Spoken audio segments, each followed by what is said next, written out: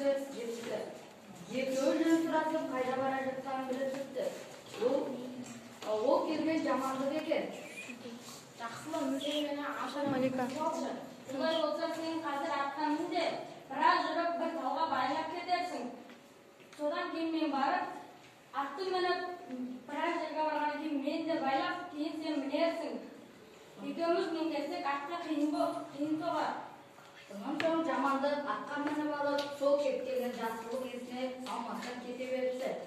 Жақсылық шаршап, арып ашып кешке жақын бір күркеге келеді.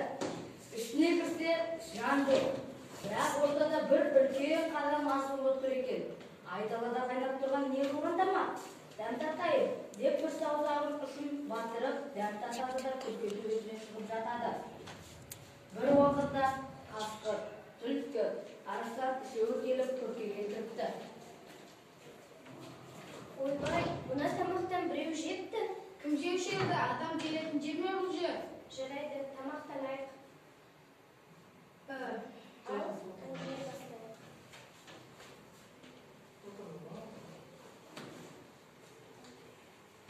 Түлкі, сен не көрдің, не істедің, не білдің?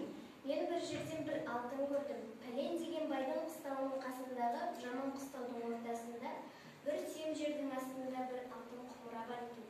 Мен соны күнде қарауылдап қарап келемін. Мен күнде пәлен деген байдың қойының арасында үлкен ала тоқтыны қараулап келемін. Себебі ол байдың ауыр жатқан бойжеткен қызы бар. Ол бай қандай ем қылса да ол қызы жазылмайды. Оның емін ешкім білмейді. Бірақ мен білемін, ол қызы жазатын ала топтыны сойып өкпесін кигізсе, ол қыз жазылады. Бірақ тағы да бір бай жар салады. Кім осы қызымды жазса, соған осы қызымды беремін. Бірақ оның емін әлі ешбір тауып айтқан жоқ, тауып айта алмайды. Мен де барып, түнде түген байдың жылқысының бөрін жеп келіп жүрмін. Ол бай мені еш уақытта ұстай алмайды, және маған оның ешбір жылқысы қуып жете алмайды. Қуып жете алатын бірақ жылқысы бар. Ол жылқы пәлен тоғайдағы жылқылардың арасында. Ол жылқыдан басқасынан мен құтылып кетемін. Және ол байдың жар салғаны бар. Кімде-кім менің жылқымды жеп жүрген арыстанды ұстап берсе, соған бір үйір жылқы беремін депті. Олар әңгімелерін аяқтап, ұйықтап қалады да, бағанағы жаман ұстауға келеді. Қораның ортасынан бір сүйемді қасты бір құмыра алтын шығады. Оны алып арыстанның айтқан жеріне барады. Барса бай бір арыстанды ұстай алмай жүр екен. Мұны білген соң Жақсылық, Бұл арыстанды мен ұстап берсем, маған не бересіңдер? бай айтады, егер ұстап берсең, саған бір үйір жылқымды беремін, дейді. Жақсылық. Тоғайдағы жылқының